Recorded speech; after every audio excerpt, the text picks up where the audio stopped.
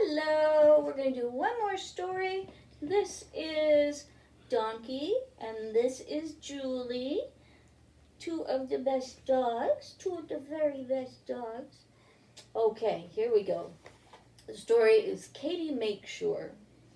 There was once a little girl called Katy who found an old shoe inside a hollow tree.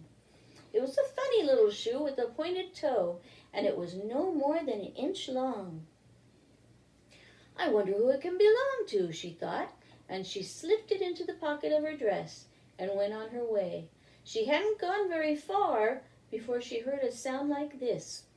Tippity-tap, tippity-tap, tippity-tap. She looked round a large oak tree and saw a little goblin hopping around on one foot. "Excuse me," she said, "but is this your shoe?" "At last!"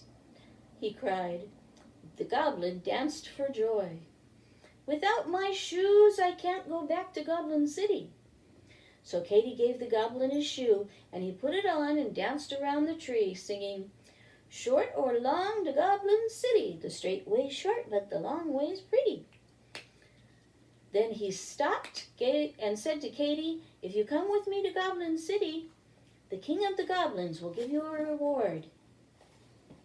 Here's this picture of her in the woods, and there's the goblin dancing around right here. "Well, I could come," said Katy, "but how would we get there?" The goblin just hopped up and down on one leg and chanted, "Short or long to Goblin City, the straight way's short, but the long way's pretty." Excuse me. "But how do I know if it's worth going the pretty way, or if it'll take too long?" said Katy. The goblin jumped in the air, twirled around 3 times before he landed on one toe, and said, "Short or long to Goblin City, the straight way's short, but the long way's pretty." "How can I be sure it's not better to go the short way?" asked Katy.